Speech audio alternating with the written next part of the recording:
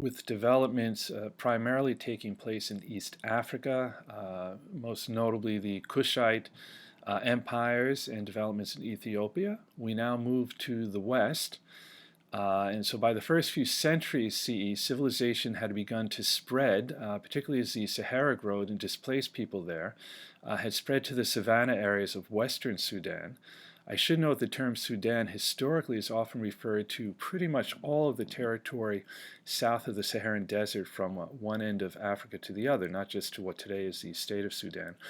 So that would include, for instance, around the Senegal River, which you can see on the map is far to the west, on the west coast of Africa, and then also the area around the Niger River, and then finally Lake Chad, which is not on this map, but would have been or is even today, located roughly in the center to the north, just south of the Saharan desert.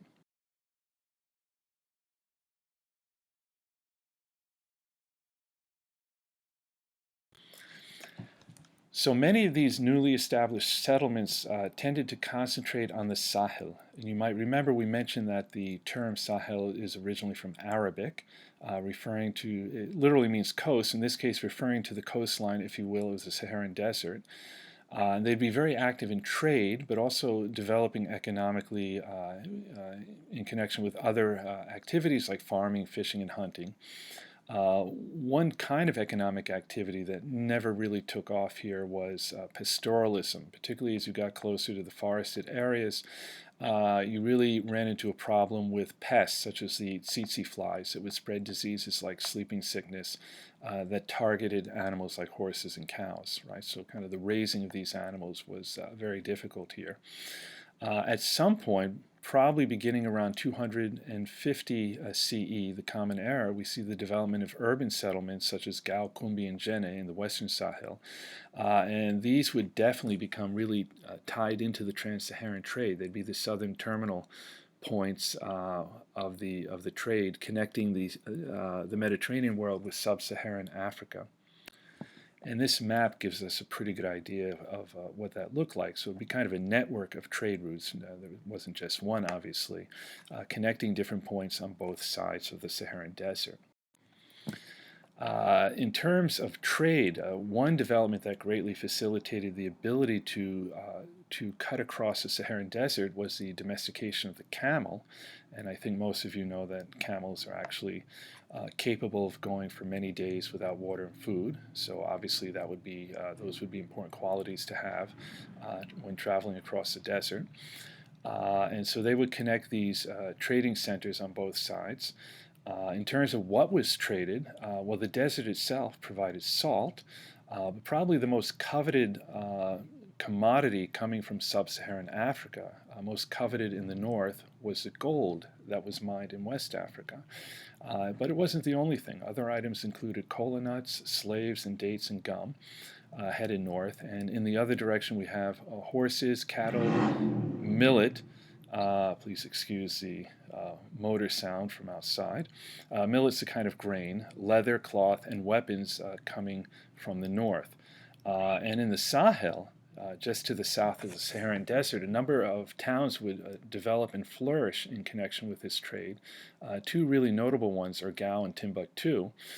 Finally, we might notice that the trade, as far as the actual people who were moving back and forth across the desert, was dominated by the Berbers, a particular people even today associated with North Africa. They were, in effect, the middlemen moving back and forth over the desert routes. Well, possibly the most famous of these southern terminals was and remains Timbuktu, which still exists today. Some of you might have heard of it. It used to actually lend itself to name of films back in the day, The Road to Timbuktu and so forth, kind of evoking the mystery of Africa and so forth. Looking at the images here, right, we see in the upper corner is the image of a mosque. So Timbuktu would be an important center of trade, but also with the advent of Islam, a very important center of Islamic learning. In the lower image, we see, just a large number of structures, and I think what becomes quite apparent, this is a very arid environment. The primary material for construction is mud in the form of sun-baked bricks. So you have a kind of a sense of the kind of environment we're talking about here. Though I should note the Saharan desert is still continuing to grow, something that has accelerated because of climate change. So towns like Timbuktu are taking the brunt of that. In any event, we see during the 5th century onward, as these settlements becoming towns and then even cities become larger and larger and wealthier in connection with agriculture and trade, end up becoming the foundation of rather large states. We might even refer to them as empires of a sort.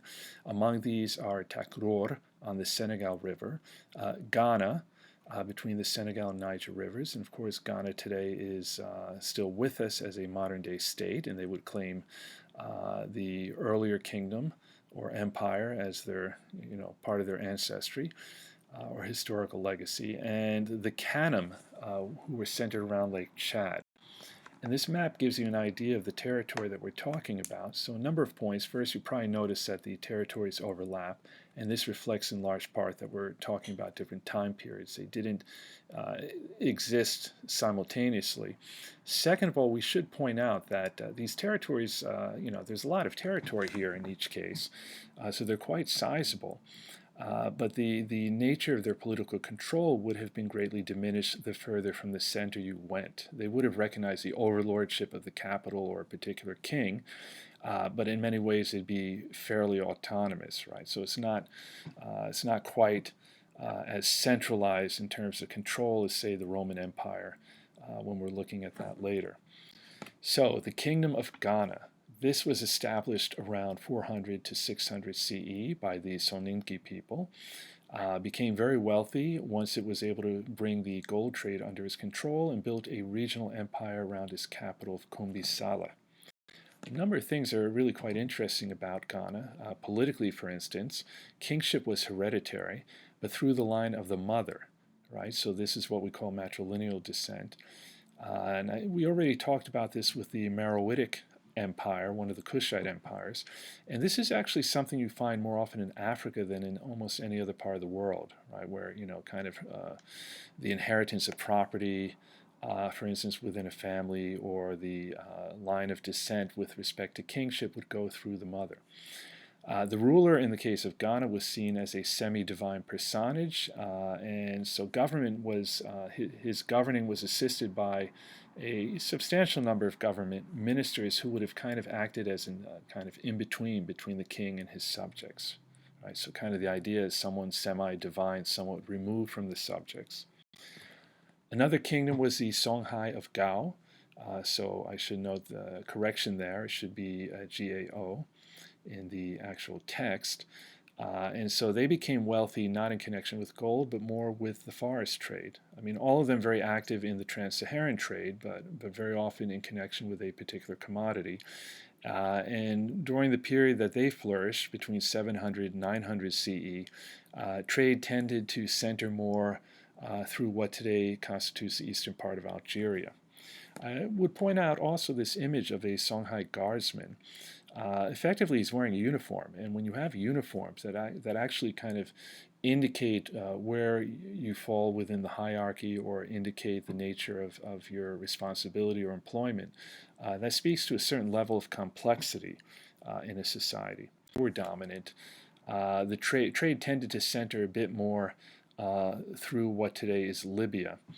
And you can see here Lake Chad on this map, right? So the area contained within the dotted line, that would have been kind of much more consolidated control, and then the territory encompassed by the red line would have reflected kind of more indirect control, and there would have been a much greater degree of autonomy in those territories.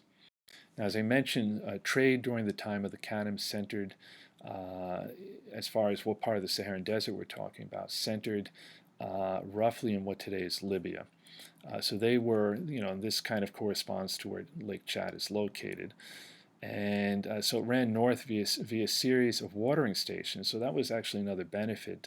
There are quite a large number of oases around the region of Fezzan, again in present-day Libya. And as you might imagine, if you're conducting trade across the Saharan desert, knowing where oases are located. And by the way, oases could be quite large, right? I think we all know what an oasis is, right? It's kind of where you have kind of underground water percolating to the surface in a desert environment. So you have this kind of one area that's quite lush. And often, like in cartoons like Bugs Bunny or whatever, it seems like a small pond with maybe a couple of palm trees. In fact, some oases could be large enough to sustain a city, such as in the case of Mecca and Medina in Arabia. So that kind of covers developments in the Sahel area just south of the Saharan desert. We now turn to developments in the center of Africa and the southern part of Africa, where the dominant people will become the Bantu people, which actually refers more specifically to a linguistic group, but that also tells us something about kind of ethnicity and the connection between different peoples. We should note that with Bantu, we're actually speaking about 400 related languages that all probably descend from a Proto-Bantu language that likely emerged in the area corresponding to eastern Nigeria and modern Cameroon and spread from there, eventually moving south into the lower Congo basin and then to the southern edge of the equatorial forest, but also moving east into the lakes of East Africa. So this map kind of gives you an idea about the spread of Bantu. And it was just kind of spread over a number of centuries. It wasn't something that happened very rapidly. And so this actually kind of raises questions about what happened to whatever people were inhabiting these areas, in as much as eventually Bantu pretty much imposed itself upon whatever existing languages and cultures were in the regions. Right, so then you kind of wonder what happened. I mean, did the Bantu just come in there and take over? Did it involve conflict? Was it violent? All indications are, I mean, Bantus will eventually dominate, but there's very little indication that this involved force. So it could simply be that, partly because it took place so gradually, it just could be that they were other peoples were overwhelmed by the numbers, that they were numerically superior. They may have brought disease with them that eventually saw the demise of other peoples, but there's very little to indicate that they were somehow kind of military conquerors. What do we know about Bantu-speaking people? In most cases, mainly serial farmers. Basic political and social unit is the village. But beyond that, we find tremendous variation, and that probably reflects that Bantu cultures intermixed with the various peoples among whom they settled, and that created a kind of diversity. A really good example of this would be on the east coast of Africa, where they encountered many individuals who were either Arab or who had adopted Arab culture. So this was, just kind of across the water from Arabia. And this led to the development, kind of a fusion of the two things into Swahili culture and the Swahili language. And as a matter of fact, Swahili comes from Arabic for Sawahil, meaning it's the plural of Sahel, meaning coast. Coast as in many coasts. Swahili then is kind of an adjective form of that, referring to the people who live there and reflective of the fact that their culture was a mixture of Bantu and Arab culture. And finally, the last group, whom we haven't spoken of yet, Khoisan. This kind of refers to a particular family of languages spoken by a number of different people. So for instance, you have the San and Khoikhoi, formerly known as Bushmen and Hottentots, so those terms are no longer considered acceptable. They're somewhat derogatory in their origin and connected with European colonialism, although probably most people don't realize that. And so these we're talking about some of the people who were displaced by the Bantu and ended up being kind of forced into various pockets where they were able to resist further Bantu expansion.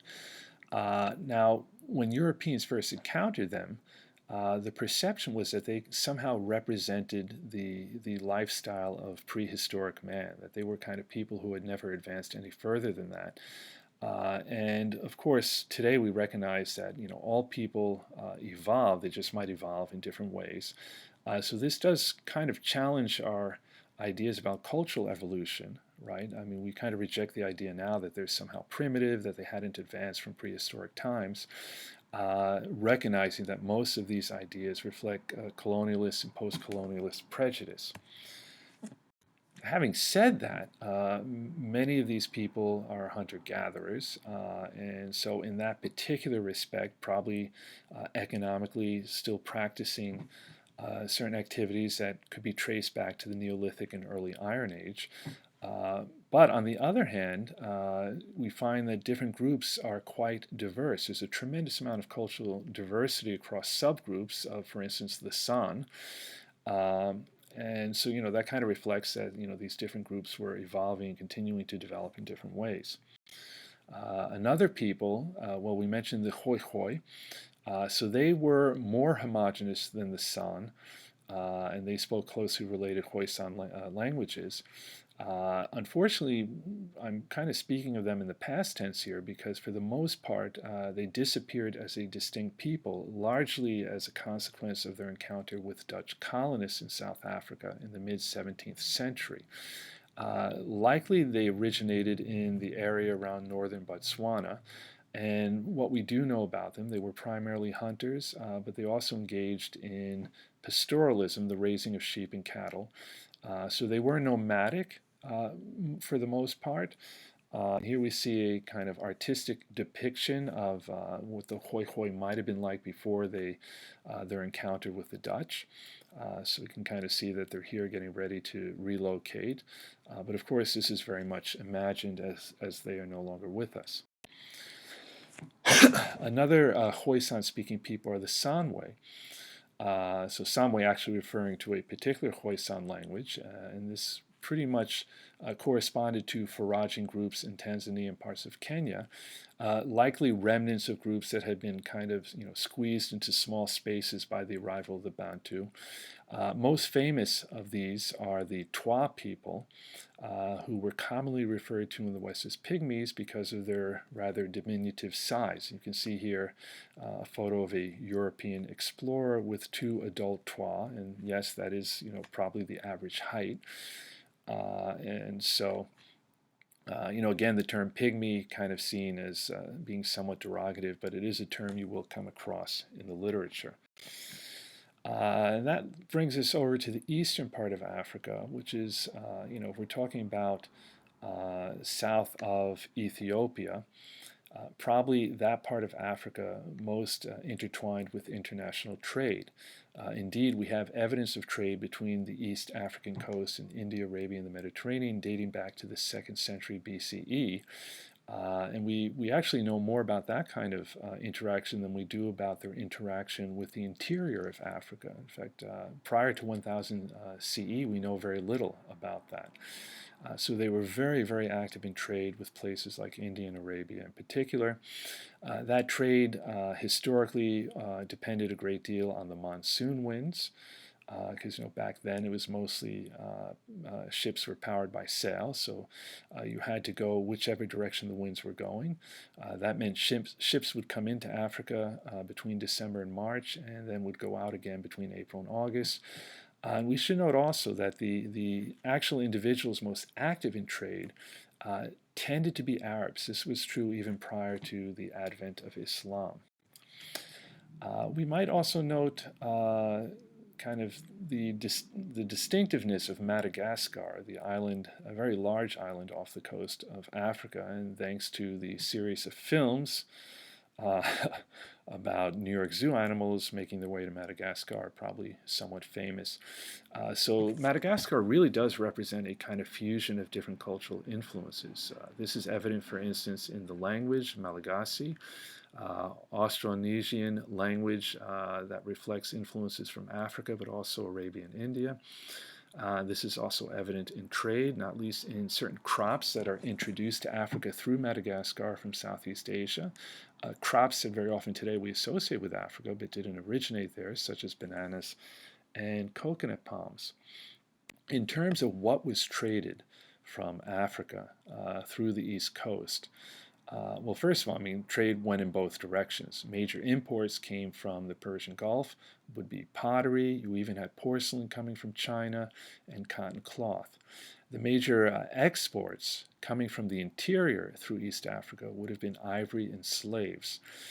Ivory, of course, coming from elephants, and even until today, this has had the rather unfortunate consequence of almost driving elephants to extinction on a number of occasions.